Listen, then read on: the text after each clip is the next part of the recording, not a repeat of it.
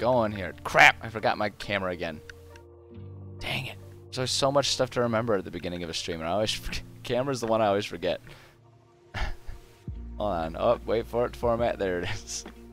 Hello there. I'm EnviroBoy. This is my channel. My exceedingly amateurish channel. It's a chaotic mess here, but you know what? We do what we can with what we have. So, hello there. Hopefully you are all having a good day. I'm having a pretty good day myself.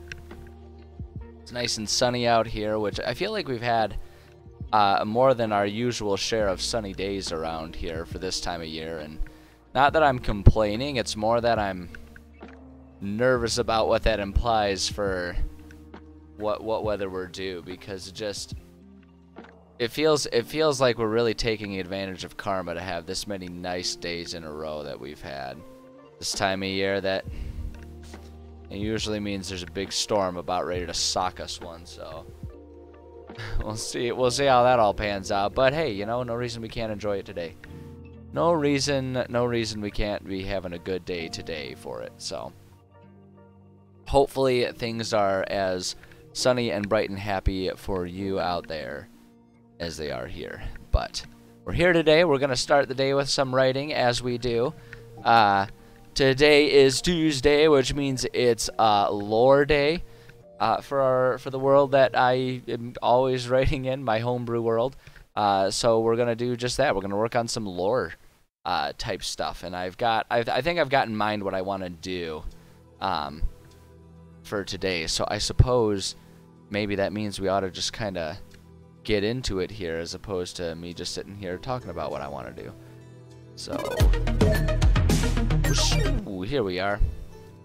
All right. So what I'm thinking I want to have us do today is we've been doing a lot. We've been doing a lot of work within our campaign. When we're working on our campaign, we've been working on these underground tunnels that are were previously the home of the dwarves of the mountains. In fact, why don't I pull up? Give me a second here. Let me pull up the map just so we can kind of get eyes on what we're working on. Sometimes that can kind of help us visualize. Brought to us by Wonderdraft. Highly recommended. Very, very good map making program. I have lots of fun with it. Let's see here. Oops, no. I want to from here. Let's load up our world map here, so we can do. So we can take a look here. So here's the world. Here's the world. Assume it's round, even though it's portrayed on a flat map. What's the there's like a million different types of maps that are out there, and like this one has a specific name. Is this one a Mercator map or something like that? I don't even have any idea if that's even close to being the right type of map. I just know that Mercator is one of the types of map projections that exists out there. I don't know, there's a whole bunch of different maps, and one that kind of like stretches things, that stretches the poles, so that way we can have like one big rectangular view, and that like kind of warps the views of all of these things. Is a specific type, and it's like one of the most common types you see, but it's not super accurate for landmass. It's like the effect, functionally, the effect is if this were wrapped around the globe, what would happen is this forest up here would end up looking much tinier compared to what it is in real life. Whereas like this desert down here would end up being a lot bigger proportionally. I don't know. This is a digression. This is unimportant. This is unrelated. It's neither here nor there. I think about these things and I get curious about it. But at any rate, this is our world map, and we've been working in this hex right up here, which has, as we can see, if we zoom in, make sure. Oops. Oh, there we go. Make sure I'm on the right tab and everything here. If we zoom in, we can see that there's a whole lot of different, what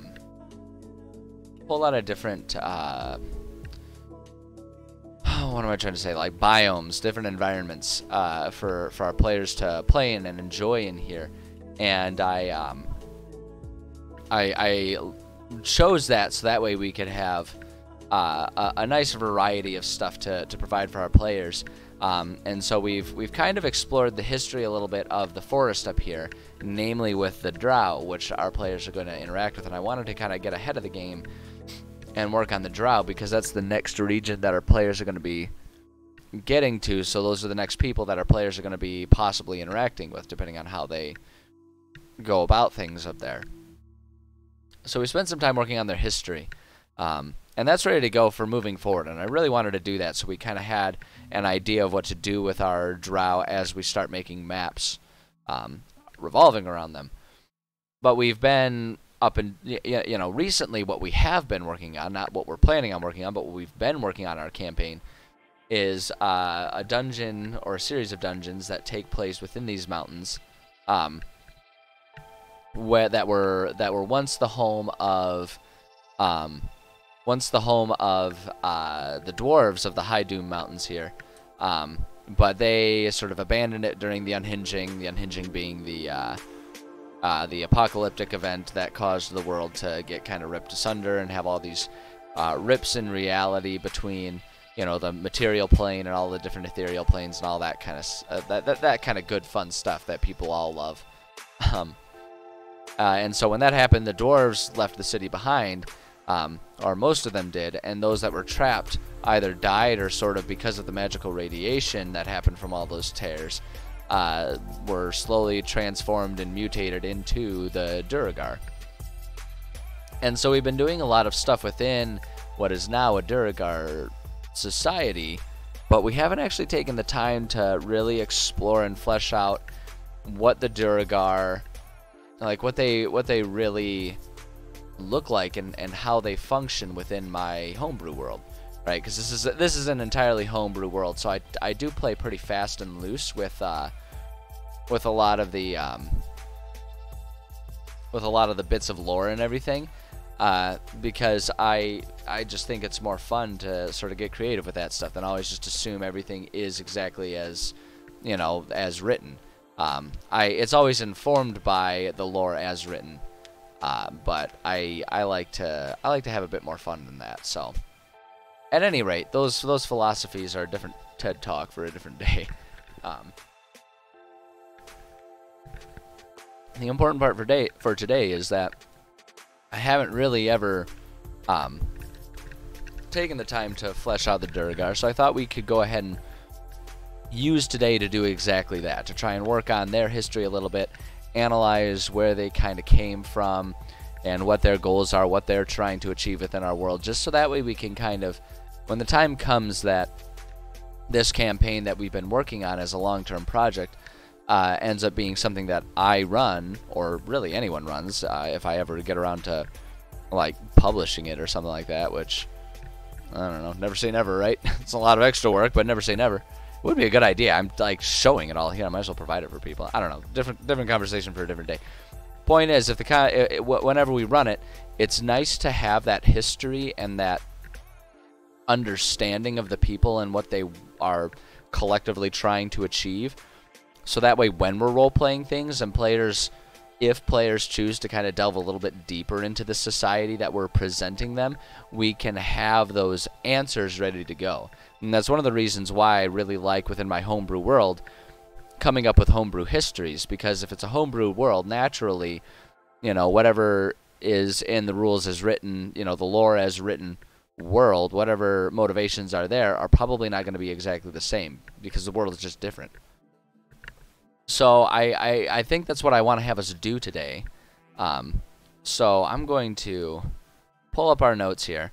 And now, as I've been doing, I am just going to make myself a little checklist to try and stay focused and make sure that we stay on topic, because I do have the tendency to ramble a little longer than is advisable if we want to actually be productive. So I'm going to make myself just a little checklist of all the stuff that we want to do, so that way we can kind of monitor our progress, and the goal is to get to the end of the checklist. It's not an end-all be-all. It's not like if it doesn't happen I get fired. I do this for free, so that's neither here nor there, but it's mostly just because I want to make sure I'm providing or achieving a certain amount of stuff during these streams, so that way there's actually something worth seeing here. So we've got kind of these two different things here, and I think we can get this whole this whole spiel ironed out today. I think we can finish all of this, especially because, well, let's go ahead and set up. So we'll just start making our list. We do want to fill out our origins, right, which is just sort of how they came to be. For a lot of the races, I have a lot of that based on like which gods or goddesses decided to create them.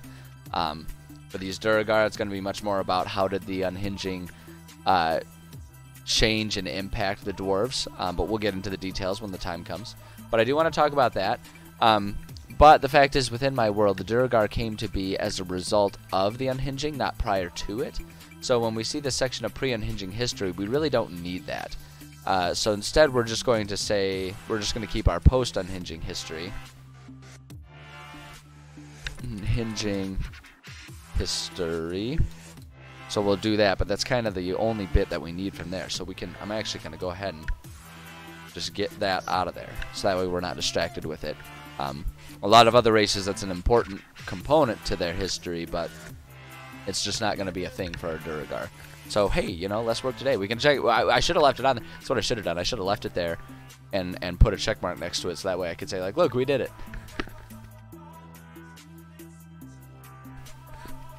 Like the most disingenuous use of a checklist I can imagine. I do want to talk about class affinities for them. This is not a super important thing. And I'll talk more about this, but with all these like racial traits, the class affinities, personality traits, and those types of things, that's not there as like a hard and fast rule. And the important reason to point that out is because I do these types of pages for all of the player classes as well. So if our players, you know, so it's not as big of an issue for the Duergar, but if I were filling one of these out for dwarves or something like that, then I wouldn't, the point of this wouldn't be to pen in players and tell them who they can and can't make based on like the race and the class and all that kind of stuff for their character. This is to give me consistency when I'm writing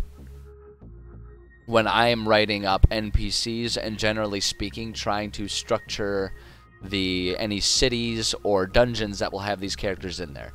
Right, I want there to be sort of a sense of consistency and a sense of realism to these races as I'm adding them to my world, so that way there are trends that players can kind of pick up on, and they can sort of like use their just, you know, human deductive skills to learn and understand these races. So so that's what the class affinity and the personality traits are about here.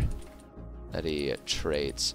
Like I say, they're not meant to be anything that pens anyone in. They're more so just meant to be general guidelines to give me a starting point whenever I need to refer back to this to kind of to create a city or an individual or something like that. So we'll do that, and then the last one is the interracial relations. That part is going to largely be pretty empty for these guys.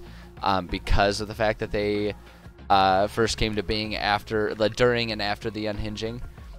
So it's going to be a pretty minimal section, but it's still a valuable one to consider, and there are some places where it will come into play. So there's our little checklist. We'll just kind of keep that off to the corner, and as we make progress, we'll check it off, and this will just kind of be our little reminder, staring us in the face like, hey, are we achieving everything we wanted to do today? It's something that I've started doing for myself even when I'm not on stream. Because I find it does do a pretty good job of helping me keep focused when I feel like I want to make sure I'm accomplishing a certain amount of writing or whatever in a single day. So, let's talk about the origins for these guys. Let's go ahead and dive into it. Like I say, for these guys, they were, within my world, they came to be during the unhinging. And I've kind of vaguely alluded to the fact that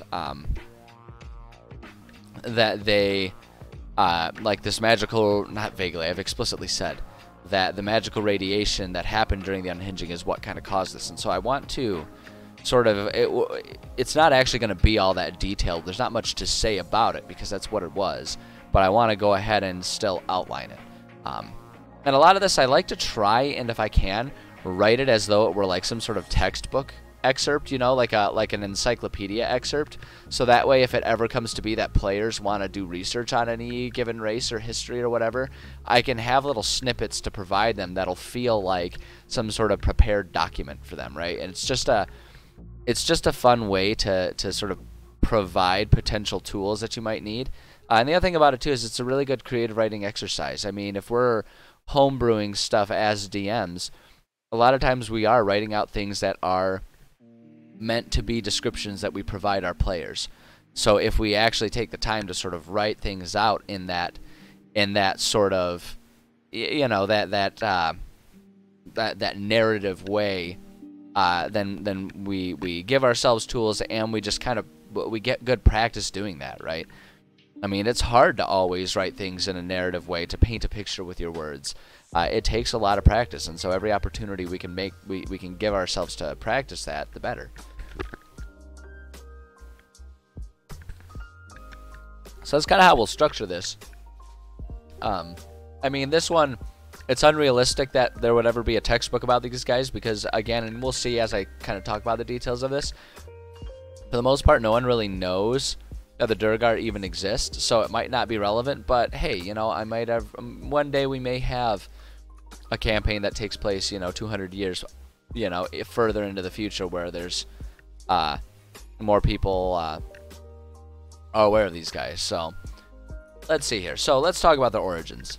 And I have half a mind too. One thing that I always have a mind of. So here's all of my details pages and stuff. I have a mind to specify these as the High Doom Duergar, because I always have a thought, like, especially when we're talking about guys that came to be from, you know, magical radiation, it'd be kind of interesting if, like, Duergar, there was convergent, like a sense of convergent evolution, right, from all this magical radiation, that there would be multiple Duergar societies that appeared, but all appeared independently due to the radiation coming from these different magical tears. And it would be interesting if they,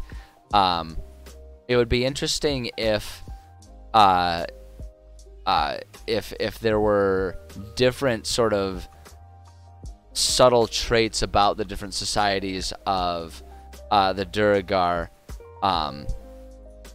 based on what realms or whatever those tears between mortal and ethereal were between. You know, it'd be kind of interesting if some of them had a stronger affinity for fire or something like that, based on, you know, whatever. Hey, Gabby, I don't know if I saw those. Next time I get the chance, I'll check it out. I check it regularly, but sometimes it's a bit slower than I don't sit there and stare at it all day long.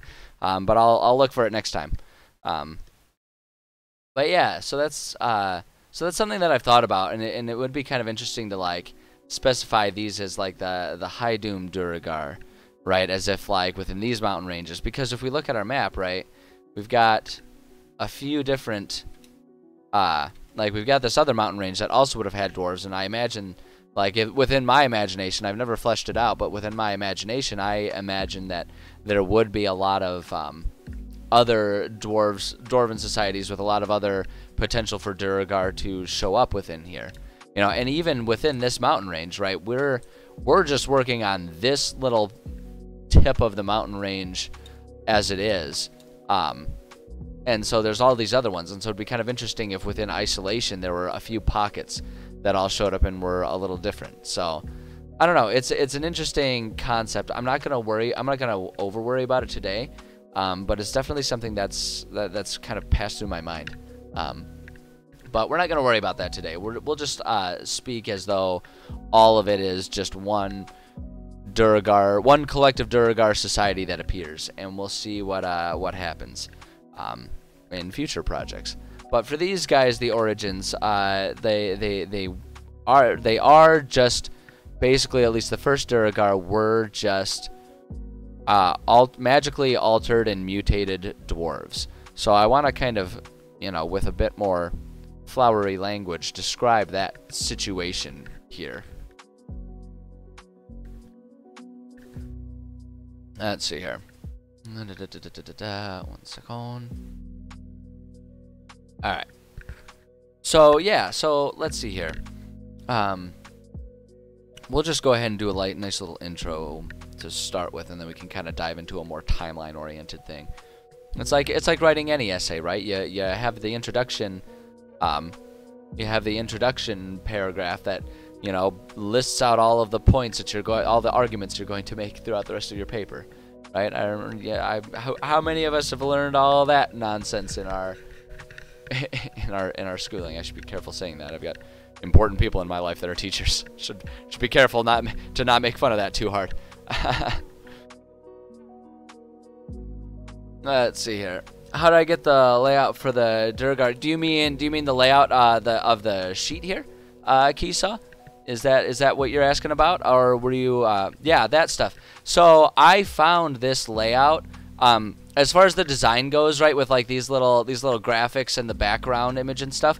I found that online years and years ago. I can't remember the exact website or if I found it or who made them, but I found them online just by searching OneNote D&D templates or something like that, and I found these. As far as like the actual details and stuff that go in there, that's something of my own creation. These are just little template things that I've made, and I have a little template up there that I copy and paste that I've made for myself over the years of just like knowing what stuff I like to make sure I include in a sheet when I'm writing something new for my world. But, you know, and don't want to forget anything. Sometimes there's stuff that we don't end up needing, and I'll take it out of there. But the template, as far as, like, you know, the origins, unhinging history, and all that kind of stuff is stuff of my own creation. That sounds awesome, Gabby. I'll have to check that out sometime. Oh, yeah. This OneNote notebook has been my world writing notebook for years at this point in time, and I've seen World Anvil, and World Anvil is a really neat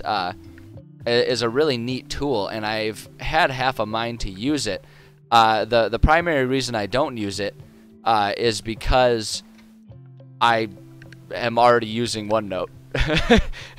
That's as simple as it gets. Like, because I already use OneNote, I'm like, it does what I need to do. I'm not going to fix what isn't broken. But World Anvil is a really cool tool, and I imagine if I were starting fresh and looking for different resources, World Anvil would be well in the running for how I would start off with new things if I were starting fresh. There's no doubt about that.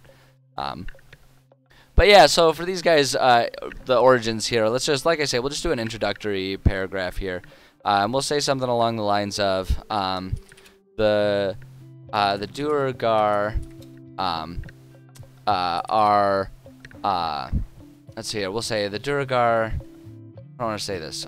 Are newcomers to the world of Zeoria. They, along with the Drow, only first came to existence in the after effects.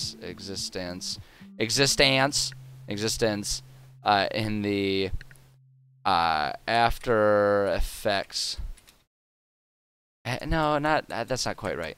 That's not exactly how I want to say it. Only first came into existence. Hey, Kisa, thank you for the follow. I appreciate that.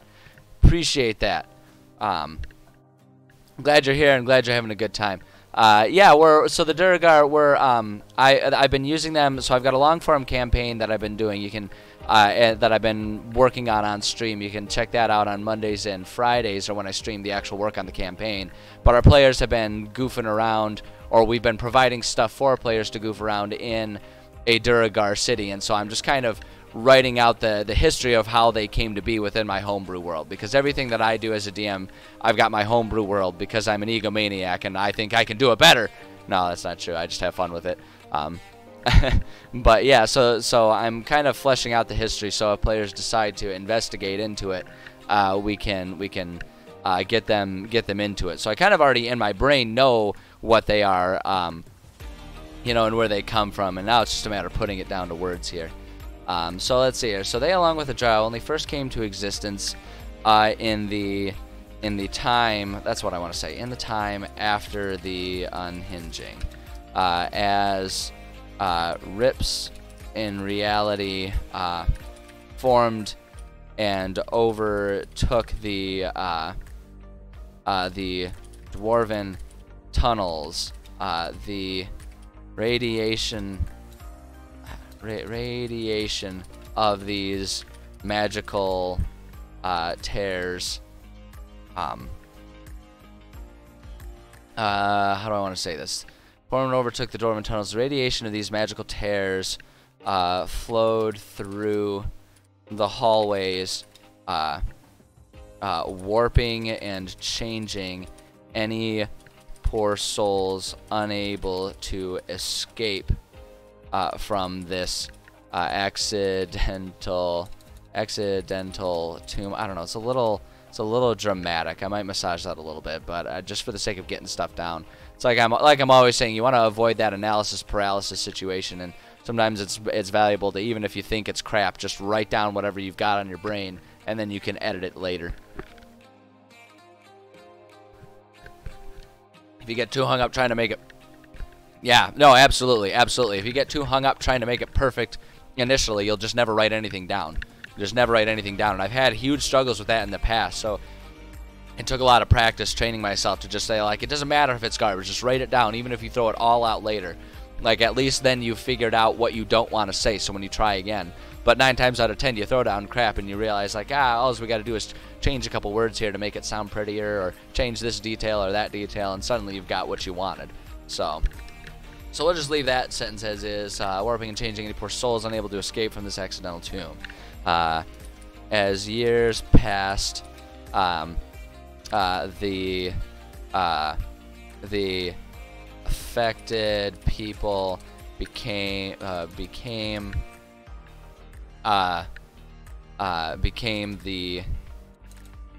affected people slowly became the bitter and aggressive race of Duergar as they are today, largely unbeknownst.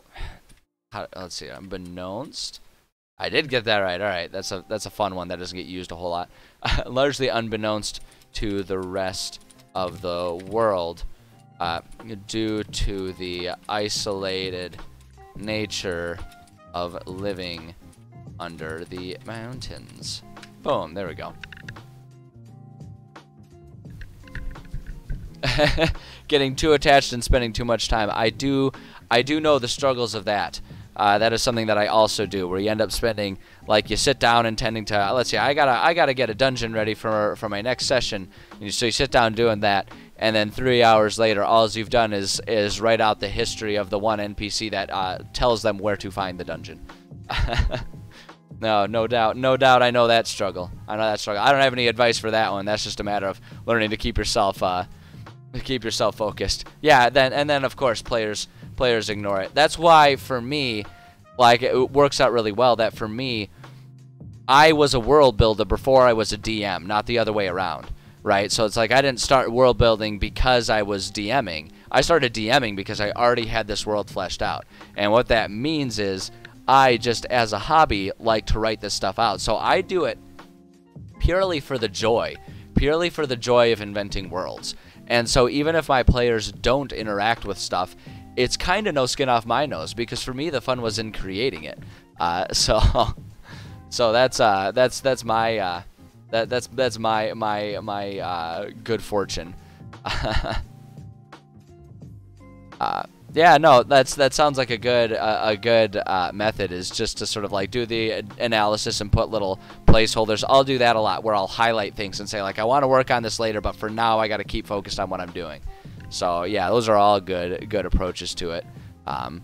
So yeah, Gabby, I know what you mean. Like, sometimes you start world building, and then, like, the original thing you did it for isn't there, but you've still got this beautiful world that you put all this time into, you know, and it's like, hey, well, you've got it, you might as well keep working on it, right? But let's see here. Okay, let's say, largely unbeknownst to the rest of the world due to the isolated nature of living under the mountains. So that kind of gives us a good introduction. I feel like I will want to change that later, but I'm not going to worry about it for now. I want to get into the more detailed timeline sides of things. So the easy part about this is I kind of, like, I definitely know where I want this to end up, right? Because we kind of already know what the modern iteration of these these dwarves is, because we're doing stuff with them already in our game. Yeah, heck yeah, Kisao, go ahead and join that Discord. It's small, but it's growing, and it's fun having people there to talk about D&D stuff and share ideas. But we know where these Duergar are gonna end up. So it's just a matter of kind of outlining the details of how they got there, which kind of makes our job a bit easier, honestly. So I kind of want to talk about, I want to open up or kind of start the timeline of it. Something like in the early days of this transformation. Let's see, in the early days of this transformation, it was the fear of it was the fear of the creatures sent into the world through the rips between realms that started the process of behavior. This is going to sound very clinical, but I'm okay with that. Started the process of behavior changes in those dwarves who were unable to escape the tunnels. Boom. How do you pronounce it? It's Zaoria is how it's pronounced. That's just those dwarves who are unable to escape the tunnels. Most died, but those who survived quickly became like, I'm trying to figure out how I want to describe it, because they like that was kind of the first step in the whole process, right? Because the Duergar are just a race of modified dwarves that like were a direct result of this, and like the behavior is less a result of the magical radiation and more just a result of trying to survive in this horribly messed up version of what was once the Dwarven City, is the idea. And so I'm trying to think about how to exactly describe their behavior, because they kind of became like this paranoid, they almost just became feral, right? Like they had to learn how to survive in these dark tunnels, like without light, because light would give them away to these monsters that were sent through into this world. They had to do that. They had to figure out how to do things silently. They had to live like the most paranoid dwarves possible. And so I guess we can actually say just exactly that. I mean, that's pretty much it. So most died, but those who survived quickly adopted a life of paranoia. Paranoia, there it is. Quickly adopted a life of paranoia, learning to survive without light, in silence, and always looking over their shoulders.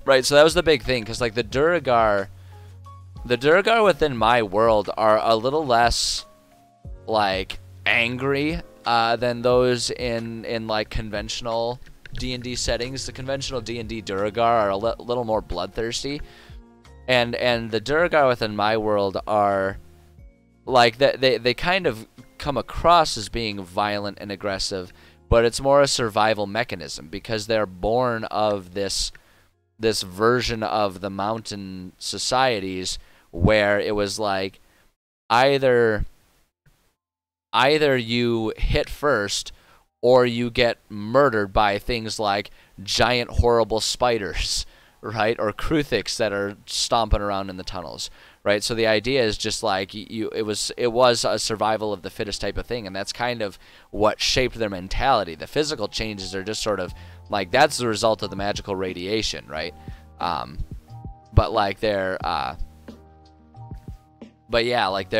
attitudes are more so just a necessity. They're a lot less conquesting in nature than perhaps standard as is lore would expect them to be. So yeah, the Fallen from Skyrim. That's not a bad comparison. It's not a bad comparison. So yeah, like, most die, but those who survive quickly adapt to a life of paranoia, learning to survive without light and silence and always looking over their shoulders. It was a harsh life for those who survived, as well as those who were born into this new version of dwarven society. So that kind of outlines it, and so now we can kind of add a little bit of detail about sort of the numbers, because there were a lot of them, but very fractured the way they were. So we can say at first most of these trapped dwarves were parts of survival parties no larger than 5 or so. I don't know that I want to say it that way. At first, the survivors were fractured into small parties. This being the direct result of small groups or individuals who were attempting to hide rather than flee. So it's like there would be small groups and they would find a hiding place. Like I've thought, like, this is a lot of detail, and it's probably more detail than would ever be necessary to provide to provide for players, but it's interesting stuff that can really help inform the history if it ever becomes relevant. And like, I'm a big fan of really understanding the history of your world as a DM, so that way when players throw you curveballs, you can kind of be ready for it and either already know the detail because you've taken the time to at least think about it, if not write it down, or you know enough about your world that that you can sort of improvise details and know where they fit in, even if it's a new detail that's never been considered before. Yeah, and it absolutely gives an attitude towards role playing. And that's really gets down to the core of why I like to do this for like entire races or entire classes or entire realms or things like that. So that way it's like you can kind of establish the baseline consistency to provide your players, because it makes you a better role player, and it helps players kind of really feel like they're getting immersed in the world, because there's sort of like a predictability that allows them to learn. So it's like it can kind of help that wall between meta and roleplay disappear, right? It can kind of help that wall become transparent, so that like the players learn things at the same rate and at the same capacity as their characters. So it kind of helps with that immersion in that way. So no, you're spot on with that. So let's see here. So this being the direct result of small groups or individuals who are attempting to hide rather than flee. So like families that thought they could try and just like hunker down and wait for whatever was going on during the unhinging. Because when it happened, very few people understood what was going on. Suddenly like things, they could just tell that things were different. The air felt different, and suddenly there were monsters everywhere, right? Like it was this weird event, and especially being in the tunnels, there was people were cut off from each other. It was very difficult for anyone to understand what was going on, which is why ultimately the dwarves just kind of ran and got out of there. Because suddenly from inside, they just, they didn't understand what was going on, and all they knew is that there were dangers everywhere. So they just tried to run and get out, and get out is what mostly happened. But some of them might have been cut off from an exit, or were hoping they could just hide because they didn't know what was going on, and that's kind of who these original ones were. kind of allies did they form? Are you talking about like the Duergar at large overall in the world, or like within the context of this specific time period when they were first turning into the Duergar? Let's see here. Attempting to hide rather than flee. These, we'll say, let's see here. So within the context, that's exactly what I'm going to get to. It's exactly what I'm going to get to just now. We'll say of these small groups, the strongest survived and slowly began to matriculate into, let's see, matriculate, how do you spell that? I don't, matriculate, there it is, into larger groups, learning to survive better and slowly fortifying different regions of defensible. Learning to survive better and fortifying different regions of and slowly fortifying different regions of defensible parts of the now largely abandoned dwarven cities. There we go. That's here. Idea of the weakest surviving, or the strong may try to fight the resistance. We can set adopt its darkness and use it as strength. Possibly. I mean, I think that's a really good idea, but I don't think it really fits in the context for how I've established the Duergar within my world. But I think that's a good idea that could be used elsewhere. And, you know, like I was talking about how there may be various sort of like convergent evolution forms of Duergar where like sort of Duergar becomes a catch-all term for post-unhinging dwarves that have just been impacted by these magical tears and everything like that. It could certainly be something that happened elsewhere, but I think in the context of these guys, that's not quite the way it pans out. But I don't know, you know, never say never. Never say never. Maybe we'll end up getting there. Let's see here. Because I think the thing is like when I'm talking about strongest and weakest, it's more so about just those that have the fighting capability of surviving when they cross paths with monsters. Because we're talking about a dwarven society where you could be walking down, like I say, you could be walking down a hallway and suddenly be face to face with, you know, with a Kruthic that's 5 times your size and has blades for front legs, right? So it's less about like, you know, conniving or political games and stuff like that, and more so about just like, are you capable of swinging an axe hard enough that you kill something before it kills you? And it kind of just becomes a matter of they all kind of pair together to survive. And then as far as like, you know, once they start matriculating, there would obviously be some sort of political turmoil, but at that point in time, it's less about their origins and more so just about how, you know, the dynamics of the city as it is. So yeah, or fireball to survive. That would certainly work. You basically create an oven in those tunnels. Let's see here. So, learning to survive better and slowly fortifying different regions of defensible parts of the now largely abandoned dwarven cities. Let's see here. As this was going on, the general effects of the magic auras that were now flowing through the tunnels of this old, not old, tunnels of this, of these, I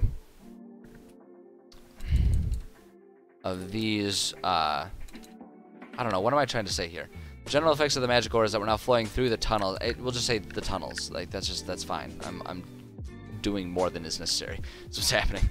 As this was going on, the general effects of the magical auras that were now flowing through the tunnels started to change these survivors. It happened subtly over the over the few centuries. Over the not even few, over the multiple centuries until modern times, so that most of those experiencing the changes never noticed them happening. Up-armored Underdark wargs with glowing orange eyes would be sick. Yeah, that's fair. That's fair. That does sound pretty rad.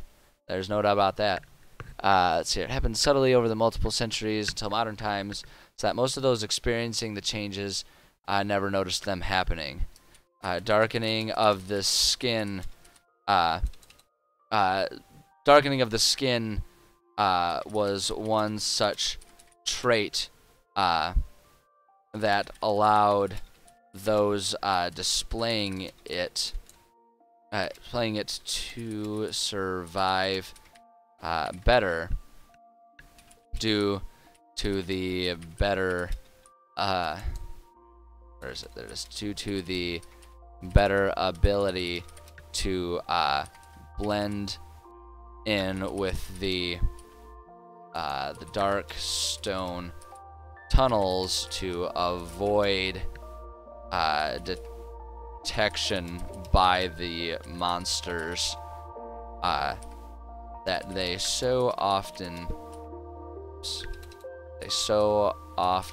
crossed paths with, and do stuff like that here, because that's like one of the key ones, and the other one is sort of the attitude, and we'll say and while you're not supposed to start a sentence with and. Additionally, there we go. That's more grammatically correct. Use a sort of void or shadow magic. Kind of. Magic. I have an entire thing for magic. I have an entire tab for magic that kind of goes over it. And so, like, there's definitely different tendencies towards different schools of magic. But that falls under the I would love to explore that, but I want to stay focused for today. And so I think what we'll do is we'll say additionally. Actually, I'm going to take away that part. We're going to make a couple different sentences of it. We will kind of address their magic a little bit here, and say let's see. Displaying spy better. So often cross paths with.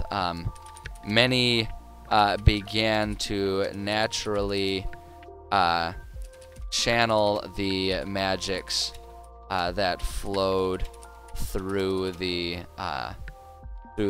halls of these mountains, offering innate abilities to bend reality as they needed. So it's like we'll kind of mention it there, but I don't want to delve too deep into it. It's like like we were talking about. I don't want to get too distracted with it,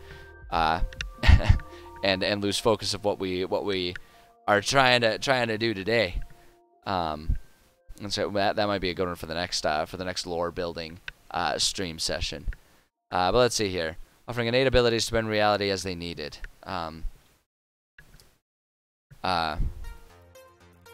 And then we'll say additionally, while behavioral changes started as a means of survival, the oppressive effects of such magical influence from so many tears between realms had notable maddening effects on the Duergar, leading them to be a race of people much more prone to anger and aggression. So it's like it's primarily about survival, but there's also no doubt about it that they do tend to be just sort of like quick to anger and stuff like that. And for like the thought that I have is that it's much more of just like a reactive temper issue than it is necessarily pure evilness. But you know, sometimes it's hard to differentiate the two, especially when you're on the outside looking in.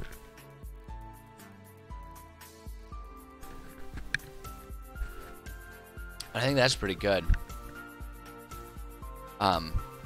So then I think honestly, I think that kind of covers their origins pretty well, and that actually delves into a lot into sort of what the post unhinging history is, and so that's going to be probably a shorter section. So we'll just kind of put a cap on this one, tie a little bow on it here, and say something like, as centuries passed, and the effects of the unhinging began to subside, the changes in these people persisted. Wow, persisted. That was what am I struggling with here? Okay, persisted. Why can't I? Why do I keep trying to put the C in there? Why do I keep trying to do this? Why am I so bad at spelling? Oh, that's right. It's because I don't actually have any training in writing. I'm just a hack. That's why. The changes in these people persisted. So as centuries passed and the effects of the unhinging began to subside, the changes in these people persisted. They eventually began to establish a functional society with government and general desires for where the people collectively wanted to go. Let's see here. A society born of chaos, with only the ruins of their ancestors to call home. They were a lost people who only had one another to lean on for survival in this harsh and unrelenting world. Boom. So we can just kind of do that. That puts a little cap on it, and I think that's a nice little bow to tie on the end of that there. I think that works pretty well. So I'm gonna go ahead and check off Origins. I'm not the world's happiest with that. I think there's probably a lot more that can be edited and changed, but for the sake of progress, we're gonna leave it as is, because we can always, like I always say, we can always come back and do a little more, and we can always kind of massage and edit things as needed. But for now, I'm content with that. And yeah, so let's take this list and move it down here, and so that way we can kind of keep on keeping track of everything here. I'm gonna take just like a quick 2-minute break. I need to run to the bathroom and refill my beverage. So I am going to take care of that real quick. I don't think you guys want to see me wet myself on stream. That's a very specific stream, and it doesn't belong on Twitch. So I'm gonna go take care of that real quick. Sit tight. I'll be back, and we still got a lot more writing that we're gonna work on. So I appreciate your patience, and I will be back very shortly.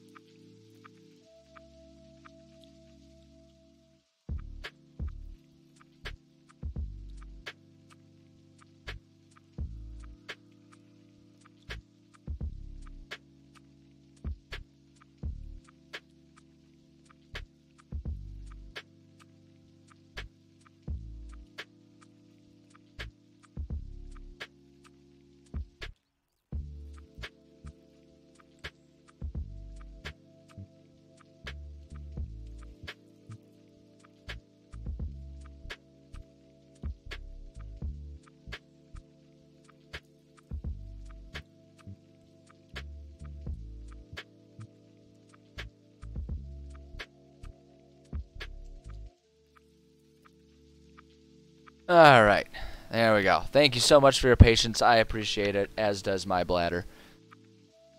You know, sometimes these things just have to be done.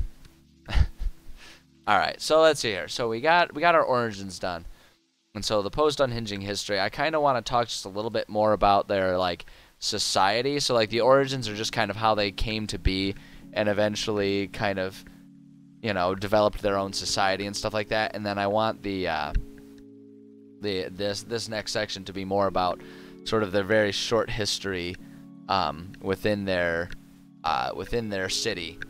That really is just kind of built on the bones of the dwarves that they once were. And actually, I think that's probably a pretty good opener for it. We'll say Duergar history is built on the remains of the dwarves that they once were.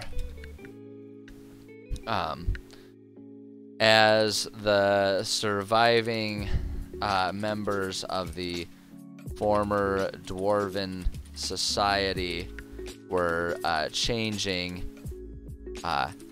they were also working to reclaim the parts of the mountains, the mountain cities that were overrun by monsters and other horrible things that had moved in as a direct result of the unhinging. This process was difficult. I don't even want to say that. It goes without saying. It goes without saying that reclaiming it from monsters and stuff would be a difficult, challenging process.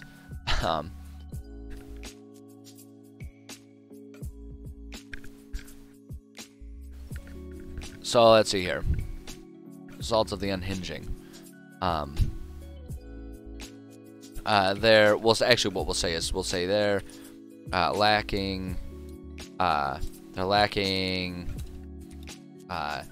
numbers required that they undertake this mission in very measured and very small. Actually, we'll say very small measured steps. That's a better way to put this. Very small measured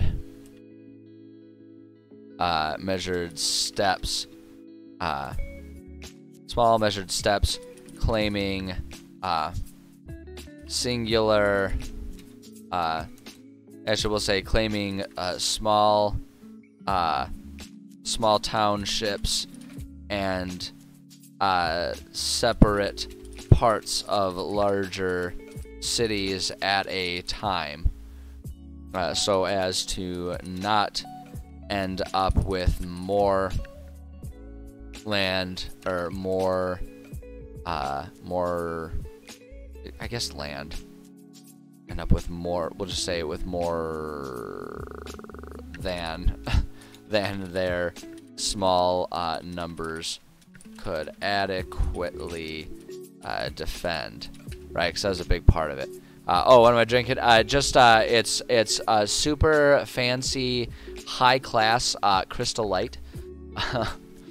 In the evenings, like once I'm done streaming, I always have to like maintain my stream times very tightly, at least as far as the ending time goes, because in the evenings I am a kickboxer / kickboxing instructor, depending on what night of the week it is.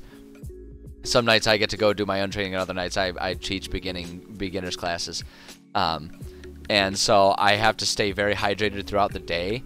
And the reason I approach it that way is because otherwise, to stay hydrated through like an hour and a half, 2 hour session, I would have to be actively drinking water like right before or during, and that when you're like you know, working as hard as you do at those gyms, all of that liquid sloshing around is horrible. So I drink a whole lot to make sure my body is perfectly saturated throughout the day. So that way I can then just like half hour beforehand, cut myself off, survive the workout, and then rehydrate afterwards. So that way I don't have all that liquid sloshing around. Nice training jiu-jitsu. Yeah, our gym has jiu-jitsu and MMA in it as well. But I'm too lazy to learn how to wrestle and do stuff on the ground. I'm like, yeah, just let me stand up so that way I can either hit him or run away. That's my approach. So I'm just pure Muay Thai. But yeah, so I have to drink a whole lot of water throughout the day to keep my body saturated. And I'm one of those people who gets very bored with water. I'm not one of those weirdos who worships water. It gets boring to me. So I utilize Crystal Light so that way I can get a lot more fluid in me throughout the day. So this one is one of my favorites actually. It's the cherry pomegranate flavor. Quite fancy. Just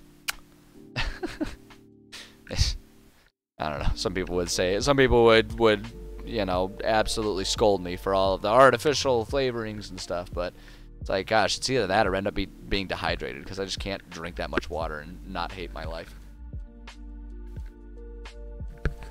Go with the Bang energy drink. See, I'm not a shell for them, although there's a very good chance that if I keep up with the streaming and the stream keeps growing for me the way it has been, there's a very good chance I could end up being sponsored by them because they sponsor everyone. I actually do genuinely use G Fuel because using the powder and just like making a big pitcher of it to slowly chip away at throughout the week is way cheaper than buying even Bang Energy, which Bang Energy is one of the best ones because they're so cheap. But I do love me a good energy drink, dude. I feel you there. I feel you there. Yeah, see, I always figure that I'll have the heart attack after the workout at some point in time. Because I always use them before and after throughout the day to give myself energy when I need it. When it's time to work, I've got all the attention that I need because it's either that or get hit in the nose, and I hate getting hit in the face. So, well, yeah, no, that's what I'm drinking. Thanks. Long story short, it's Crystal Light. Thanks for coming to my TED Talk. See, this is why I need these things to keep myself focused because I'll start rambling about these things. Anyway, where was I? What the heck was I writing? Yeah, exactly. It's in the shower afterwards, and then you can die happy in the warm water. All right. Let's see here. Can we small townships in separate parts of larger cities at a time, so as to not end up with more than their small numbers could adequately defend. Over time, their numbers grew, and they were able to reclaim larger parts of the old dwarven cities until they were able to occupy the heart of the dwarven city of Kagdaral. So yeah, because that's like kind of the and that's kind of where we're going with all this inevitably, because that's the city that is highlighted and our players get to do stuff in during the campaign that we've been working on. So we're kind of there. And this was seen as one of the largest victories for the Duergar people. And this reclamation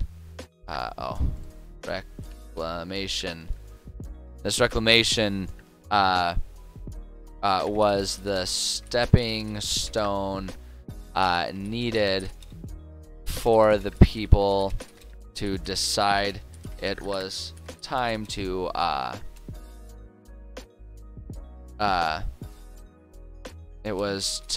to establish some sort of governmental hierarchy. Archie, there it is. This led to the installment of the first Duergar king, and I don't feel like diving down that rabbit hole right now, so we're going to say insert name of king. I may have already had that written down somewhere, but I don't want to fuss with it right now, so this is where we're going to take advantage of our of our highlighter here, so that way we remember to check that out later. So the installment of the first Duergar king, who established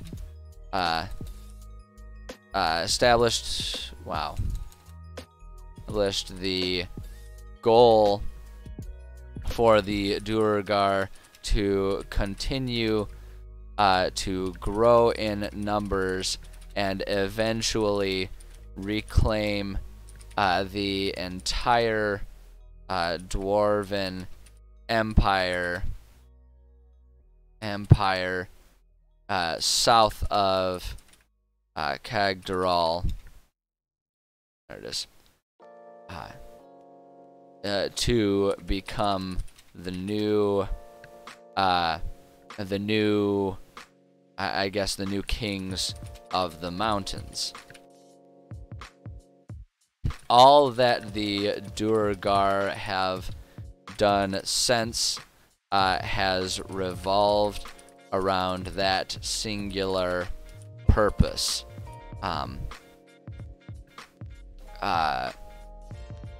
Though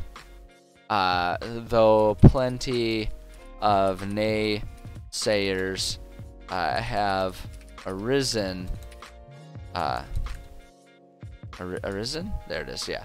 But plenty of naysayers have arisen in protest of this mission.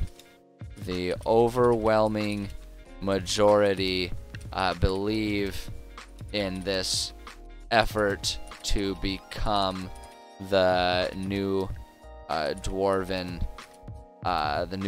society, believing themselves to be an improved version of the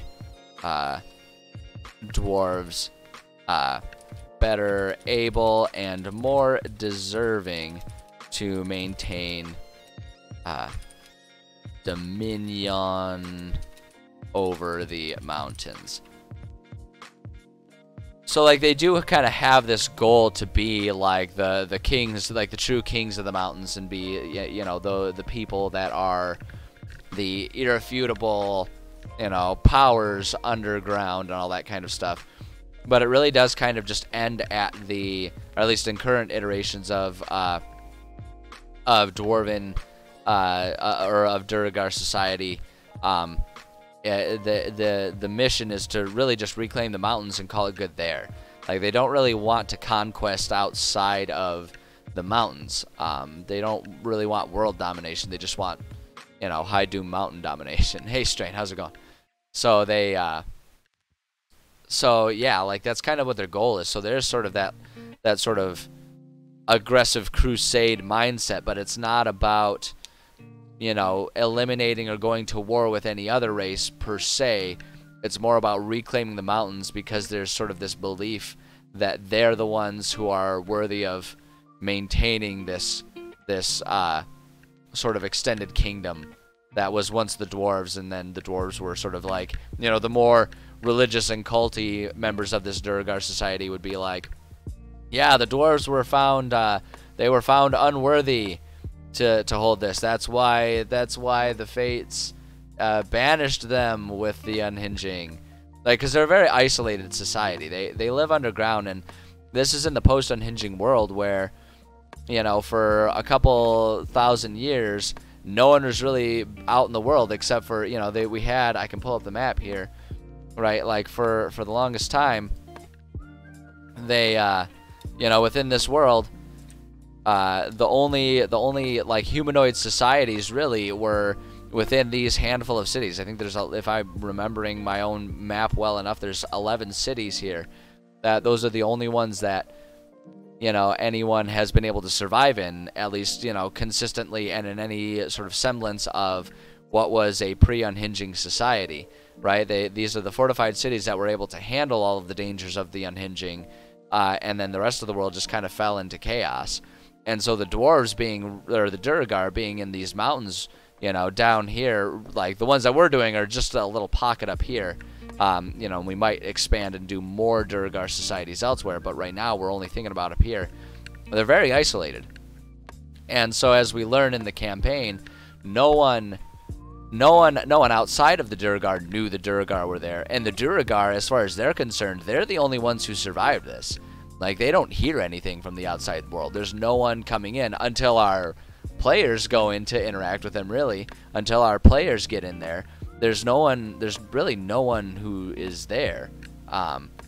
So it's, yeah, it's an interesting isolation. And they, you know, they just kind of have their own mission, and so they don't really hold animosity towards other races because they just don't even know that they're there. They kind of just think of themselves as the only surviving people of this catastrophe. So, oh, thank you, I appreciate it. Yeah, I'm quite pleased with this map. This is the most recent iteration of a map that has gone through a lot of changes and versions over time.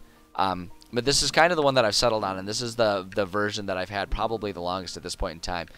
This is made in Wonder Draft, and then for my dungeons, I use the companion program of Dungeon Draft. There are a lot of other very good map-making programs, but I can attest to Wonder Draft being an excellent one, and it's the one that I've sort of settled on and enjoy using, and continue to use. Yeah, I'm quite pleased with this world map that I've kind of created. Mostly because I don't know anything about cartography, nor am I particularly artistic, and yet I somehow managed to create this. So, you know, here we are. But yeah, the point is, these Duergar have lived in isolation because the nearest society is up here, and they don't. I mean, this is hundreds, maybe even thousands of miles. Away and underground. These people aren't bothering to go in there. Like the dwarves fled up here, right? They went up there to survive, and they didn't wanna, you know, I mean, ultimately they want to go back there, but they've been up there for survival for the longest time. So kind of creates this interesting isolated society of theirs. But I think that's actually really all we need for the post-unhinging history. There's not much of it, right? They're a very new group of people to this world, so there's not much in terms of like past wars and everything. So yeah, there's a lot of different filters. I always really like that old school, that old timey, you know, Lord of the Rings look to the maps. That's always the aesthetic that I really like. I don't know, it just feels atmospheric to me. It's certainly not colorful, but then again, I'm you know, colorblind, so colors have limited meaning to me anyway. So, but yeah, I think that's really good for our post-unhinging history, and I think we can move on. And I think these parts are going to be kind of the quickest and easiest for us to handle here, which is fortunate because we've got about a half hour left. Hey, Blabba, how's it going? Got a half hour left on writing before we switch over to video gaming, but we'll make the most of this half hour, and we'll get this stuff written up here. So let's see here. So class affinities. This is, like I say, this is less about like any sort of steadfast thing, and especially for the Duergar, it's not gonna be anything this isn't meant to be, oh, if a player wants to play a Duergar, they should be part of these classes or anything like that. It's not necessarily about that. No, don't worry, Blabo. Like we got a half hour of writing left, and then, like I say, we got video gaming right after it. So there's still lots of stream. There's lots of stream. But nice catching up with Critical Role. I have not really started the third campaign just because I have a whole lot of other actual play podcasts that I've been trying to catch up on. So I'm catching up on all of those ones, so that way I can have a nice big backlog to binge of the new campaign. But I'm excited to start the new campaign, that's for sure. But yeah, so these class affinities, it's not meant to be like a hard and fast, oh, like this is how the race works within this world, and it has to be this way. It's more so to, kind of like we were talking about earlier, it's kind of more meant to be establishing a consistency, so that way when I'm creating NPCs. Hi, kitty. Are you gonna, come interrupt everything? And yep, there's the tail. And are you gonna sit right in front of the screen so I can't see what I'm writing? Yeah. That's how we. That's what we do. That's what we do. I love her dearly, but also she's a real butthead sometimes. I know, kitty. All right, please don't whack the keyboard with your tail. It's gonna type things that I don't want typed there. But yeah, so the class affinities is more about trying to just sort of establish. It's trying to establish a consistency that I can lean on in terms of creating any important NPCs for players. So that way, it's like, we're holding true to sort of the generalized nature and creating a sort of characteristic, group of people for when we present NPCs, so that way we can kind of build a semblance of understanding and immersion for our players, right? They can kind of start to understand, like, oh, we're encountering a Duergar, we can kind of expect this, that, or the other thing, right? Because like different races will naturally have different affinities towards different classes, right? Like elves would be like the elves and stuff would be much more in tune with like the ranger and the druid ways of things. Those that were fighting would probably be more monk related than barbarian, right? Things like that. And so we can kind of do that with all of them. So it's less about rules per se, despite the sound of it. It's less about rules and more about just sort of establishing what the society looks like. Try making if you're making a story, should you brainstorm or just start writing? I think it depends on kind of where you're at with it. If you have an idea of the story you want to tell, then I would say start going for it. If you aren't quite sure, like if you have an idea for an environment or a setting and you want to tell a story but you don't know what the story is, I would say brainstorming. One thing that you can do, and I'll do this a lot when I'm trying to write something and I kind of have a vague idea and I want to start adding details, is rather than writing from beginning to end, you can start with that brainstorm and make a bulleted list, right, of like different ideas that you want to do. And then once you decide on the story that you want to tell, and then you can start doing bullets, and you start with like the most broad form bullets possible of like, okay, these are going to be like the three major acts of the story, right? And so it's like you go with those things. Hi, kitty. I know you want attention. Are you going to come snuggle on? Yeah, you're going to come sit on the lap. That's fine. That's fine, kitty. But yeah, you can start with like really broad strokes, and then like, okay, these are going to be the three acts that are happening. Here's Act 1, Act 2, Act 3. And then from there, you can say like, okay, Act 1 is going to have this major story beat, this major story beat, this major story beat. And you keep kind of adding more detailed bullets. And you keep doing that and keep doing that and keep doing that until you're at a point where like the book is half written. All you need to do is make flowery language because you've like started broad and slowly added those details. And that can, a lot of times when I approach things that way, it can be a good way of adding the details, making sure you don't forget anything because you're starting with the most important things and then filling in the details around it, rather than trying to have the details like that still will incorporate those big important things when you get to them, right? It kind of starts off with having everything that you need like from beginning to end, and then you add in the detail later. So there's a lot of different ways to approach it, but I think really the ultimate answer is approach it in whatever way encourages you to get stuff down. If that is like if you're going to be more likely to write stuff by doing a brainstorm, then do it that way. If you're really itching to just start with a narrative, then start with a narrative, right? Even if you start in the middle chapters or something because you just got a specific scene in mind. Just whatever it takes to get you to start writing things, I would say just do that. Because inspiration doesn't beget action.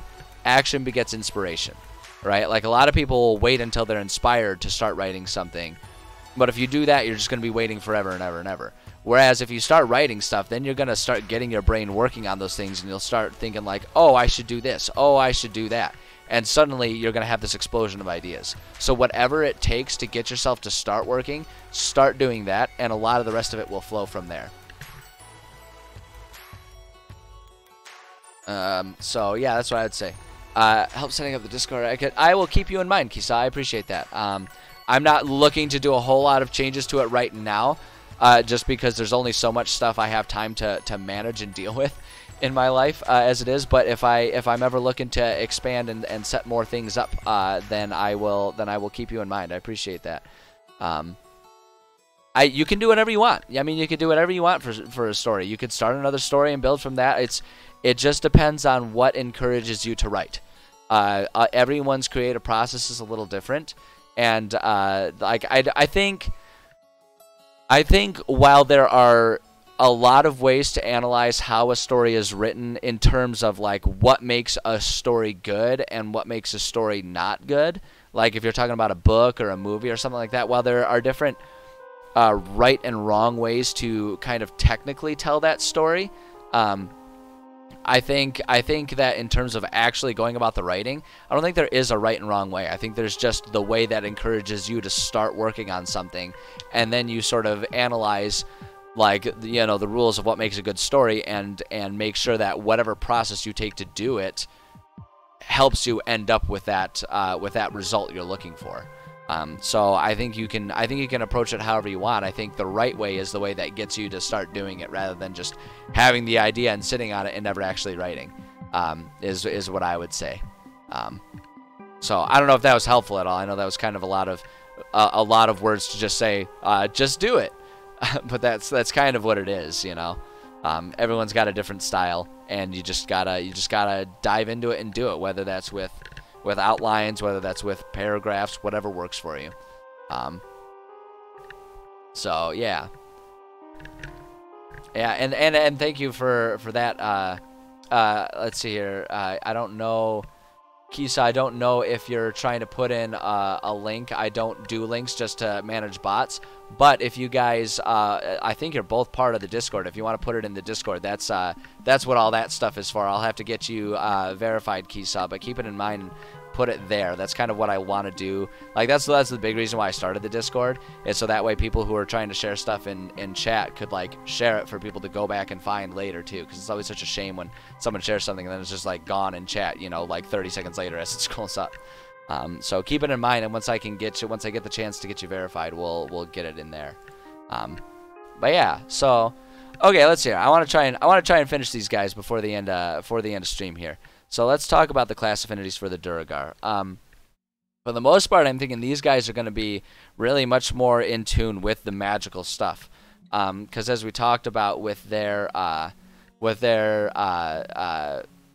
origins being that of you know, all of that magical irradiation and stuff, a lot of them sort of learned to survive through channeling all of that magical radiation. So there's going to be a lot of propensity towards magics, particularly the like I would think the like the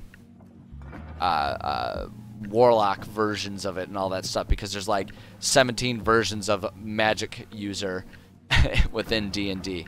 But generally speaking, if we just are speaking in generalities, we can say most Duergar are in some way, we'll just say in some way attuned to the use of magic, having been created in large part due to the magical flows through the high doom, or was it high doom? Yeah, there it is. Flows through the high doom mountain. Oh, there it is. Mountain tunnels. So have been created in large part due to the magical flows through the High Doom Mountain tunnels. Many of these people naturally learned to channel this energy in order to aid their own survival. As such, the use of magic has become integral to the Duergar society, and there are few who cannot interact with the magics of the world. Those with a greater interest in the physical rather than the magical gravitate towards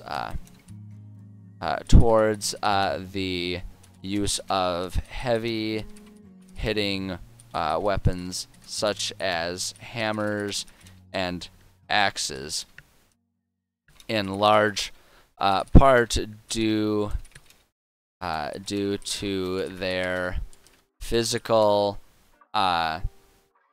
relations to the dwarves. Actually, we'll say due to physical, well, not physical relations. It sounds kind of weird to say there. Let's see here.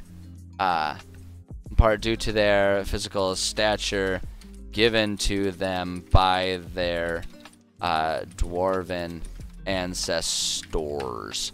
Boom. There we go. Nice. Awesome. I'll try and make some time to check it out, Kisa. I appreciate you stopping by, though. It means a lot that you are here chatting and having a good time. I'm glad you stopped by, and we'll look for you. We'll look for you again in the future. And like I say, next chance I get, I'll get you verified on that Discord, and we will get you part of the discussions and everything. All right. Let's see here. In large part due to their physical stature given to them by their dwarven ancestors. Very few care at all about finesse or care about, we'll just say finesse. Very few care at all about finesse as they try to survive in the tunnels that they call home. I don't know that we really need a whole lot else in that. I mean, we could take the time to look through, right, our list of classes here, and like we could kind of do it by like details, and I've done that for some of them. But honestly, I think we kind of covered it. Like they would be barbarian, fighter, or sorcerer, warlock, wizard.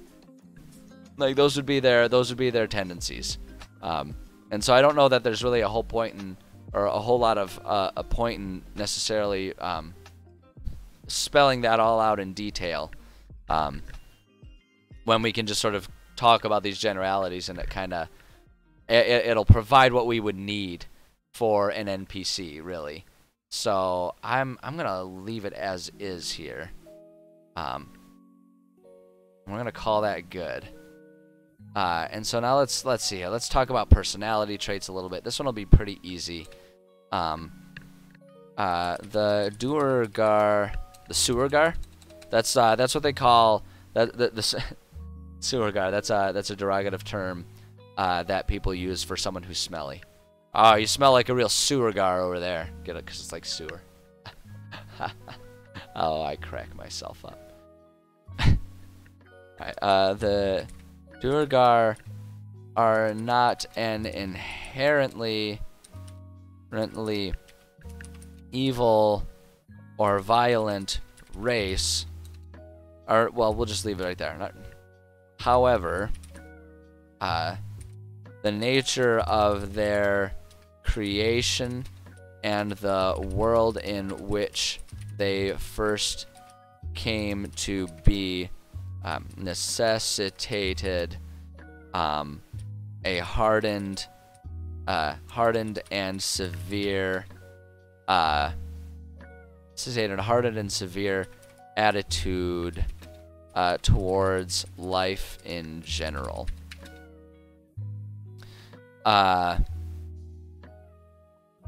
As such, it is unlikely that anyone would cross paths with a particularly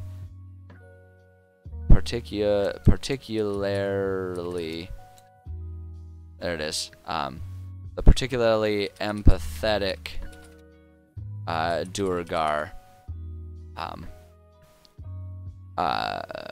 They are not intentionally mean, just severe and disinterested in those who are not able to fend for themselves.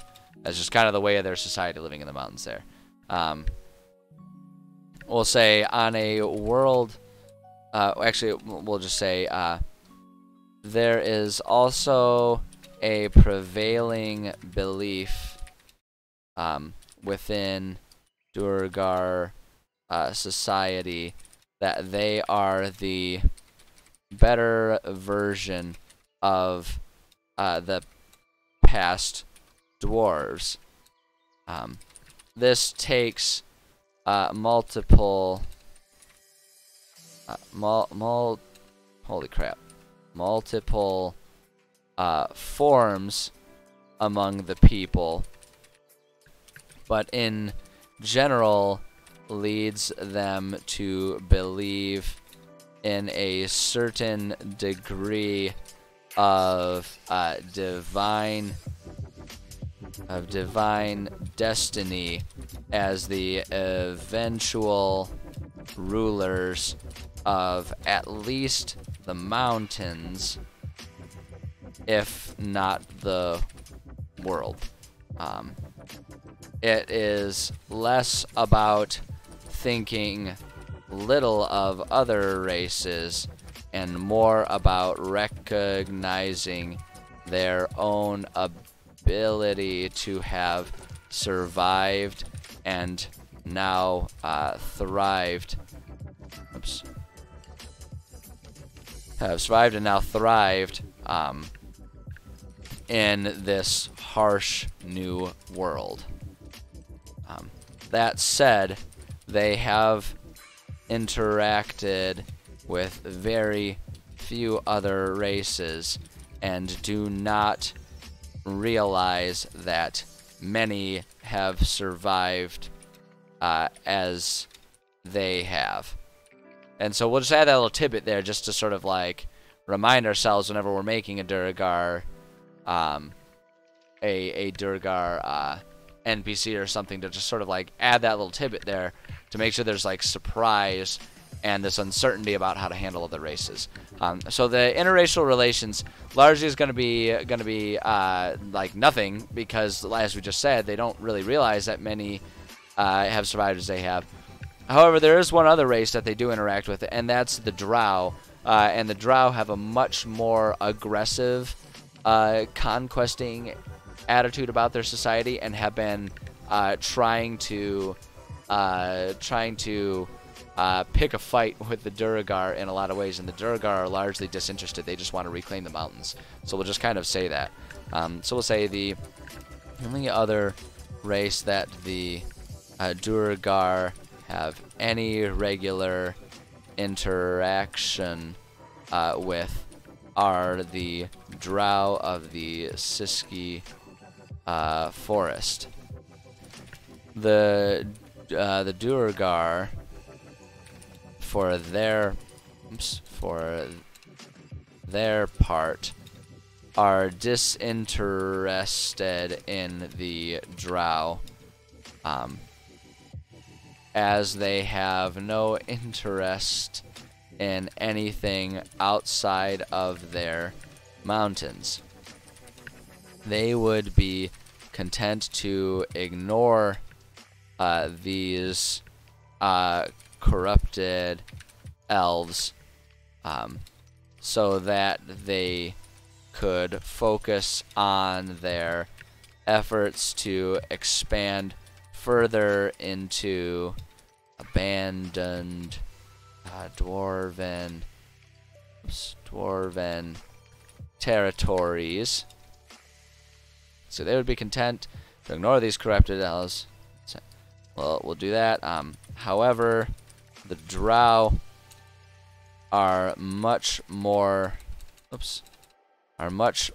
interested in world domination, which includes capturing dominion over the mountains inside and out. As a result,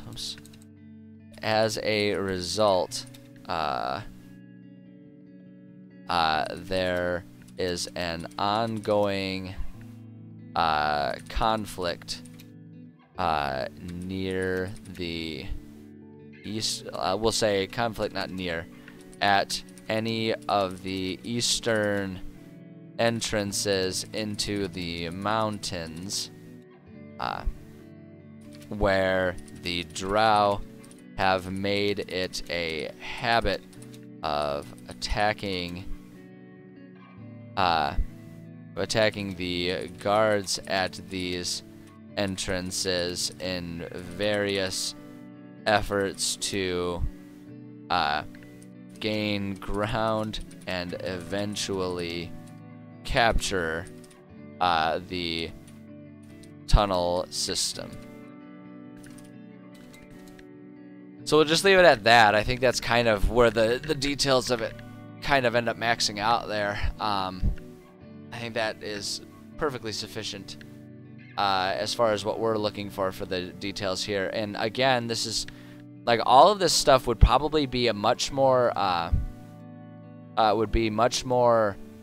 in depth for most other races within the D&D lore. But because the Duergar are such newcomers to this world, I think it kind of stays at that, right? We don't have a whole lot. We don't have, centuries upon centuries. Well, kind of centuries upon centuries. The unhinging has been a while. We'll say millennia upon millennia. Yeah, even though millennia is only like 1,000 years. We don't have millions of years. Tens of thousands of years of history, like some of the other races might have.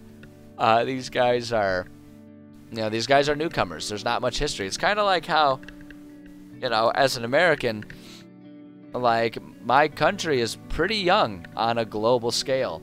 All things considered, its current iteration of it's pretty young. Like we don't have the same rich tapestry of history that you see in Europe. Right, because like our cities and societies as we see them today are very, very young as a nation, and so the Duergar are kind of that way. There's not much history to tell.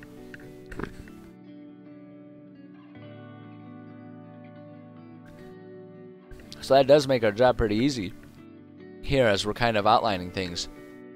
And I'm not someone who is going to complain about an easier job. Even when it's like a hobby, right? Even when it's a hobby like this, nothing wrong with a task that's easy to accomplish, because hey, we checked off our list and we got done everything we wanted to do. I guess that's one thing I can look at really quickly here. When we look at the factions, I just want to check something here. So we've kind of already put the High Doom Duergar as a faction here, and I want to just see if we established any sort of history about these guys here, as far as like former kings and stuff go. Because if I haven't, then we'll come up with a name. If I have, we're gonna stick with that.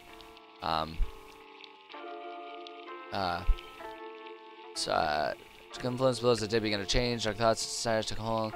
The years corrupted dwarves congregated and established new societies upon the foundations of the dwarves. Singularly, okay, today they are strong, still unknown to the world at large. Never having, yeah. So we never,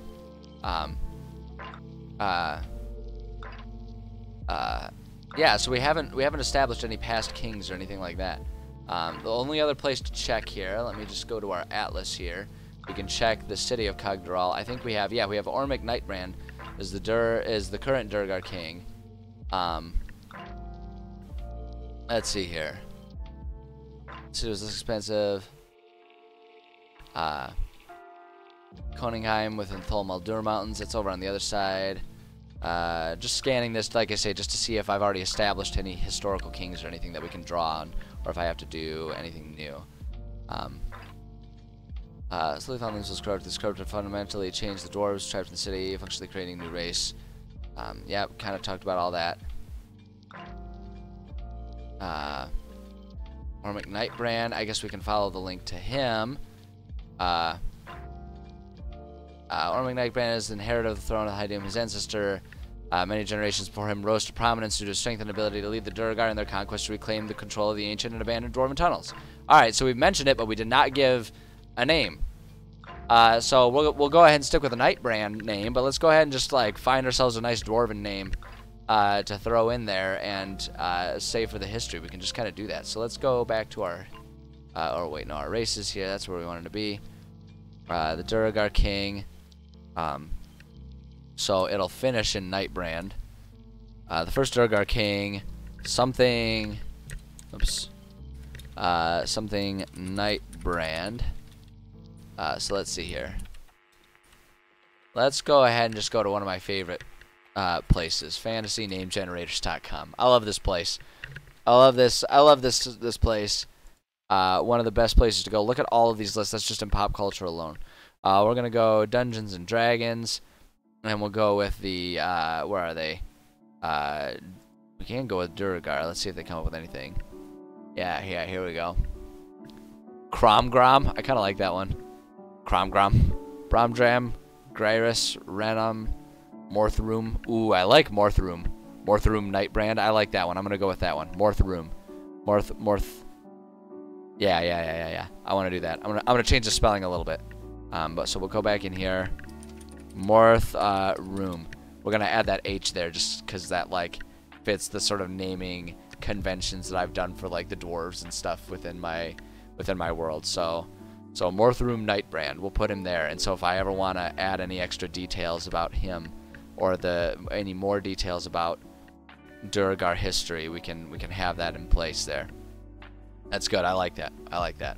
All right. So with all of that done, actually, I'm looking at the time, and that is just about perfect. It's just a little early from when I would normally call it a session here for writing, but I think that's okay. So what's gonna happen is I'm gonna, as always, I'm gonna just take myself a little bit of a break, you know, maybe like a 15-minute break or so, just rest my voice a little bit, and then we'll be back for some video gaming. Today is Tuesday, and so we're gonna be breaking out Halo. I'm playing, you know, unlike what is every other streamer in the world doing right now, which is Halo Infinite multiplayer. I suck at multiplayer, and I have not bought Halo Infinite, so instead we're playing the first Halo, Combat Evolved. We're actually getting pretty close to the end. I'm hopeful that we can finish that one today and maybe start Halo 2. We'll see. I don't know, but my plan is to just run through all of the Halos and sort of get, you know, stream those because they're excellent games. I love playing them. You know, I do this stream for fun rather than for money, which means I don't have to appease the masses to try and get infinite amounts of dollars. It means I can do whatever the hell I want. And I wanted to stream the Halo games. So with that arrogant approach to it, that's what we're doing. But yeah, so yeah, I'm going to take a break, and then we'll come back to play some Halo. Yeah, so let me just do my quick plugs here for anyone who's still out there.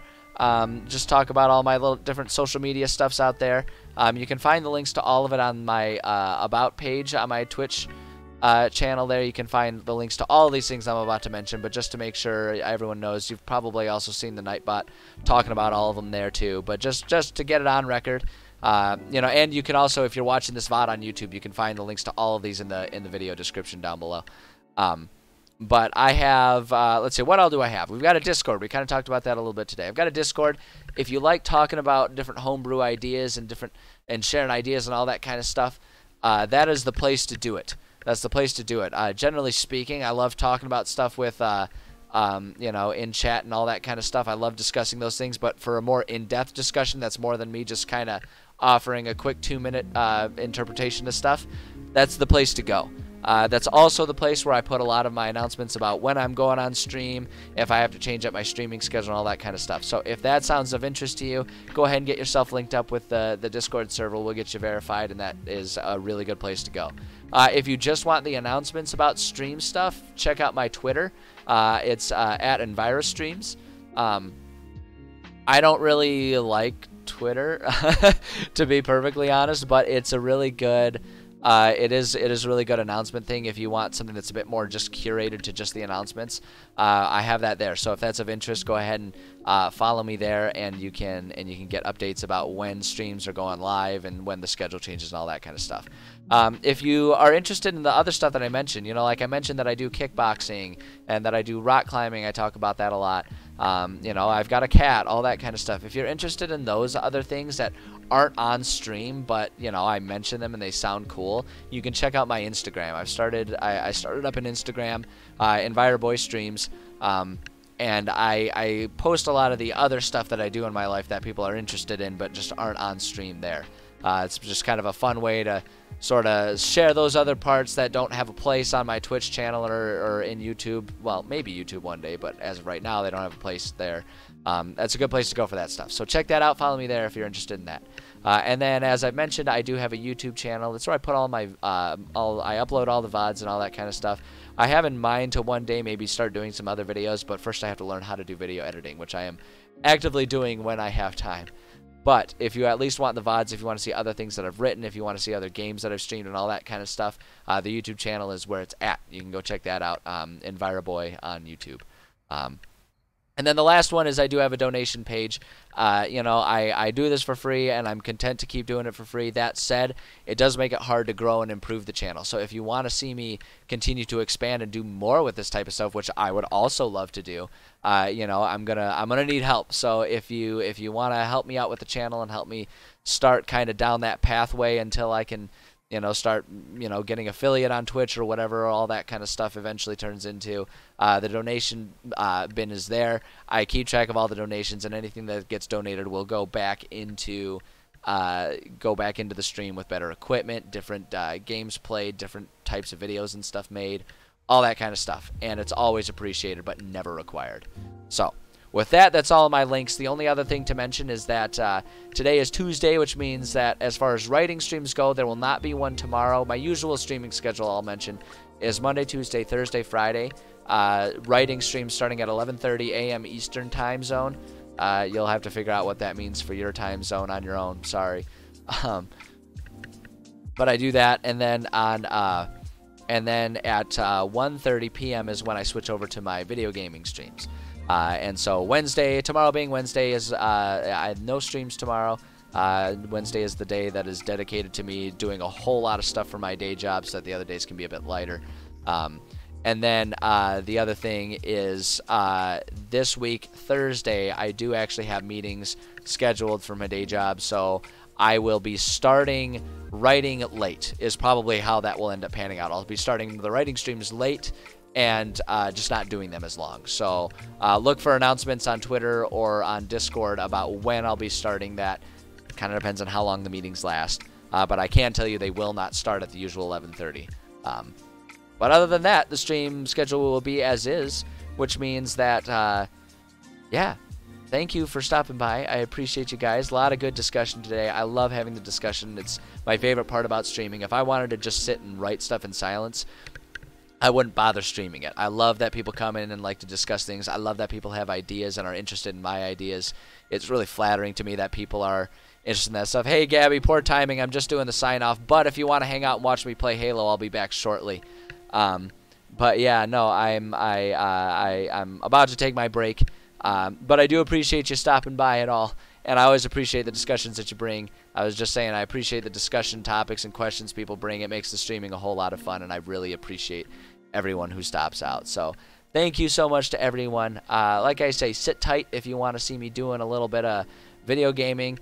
Otherwise, I will see you hopefully later this week for some more D&D fun world-building type stuff. Either way, I appreciate you guys. Take care of yourselves, and I will be back shortly.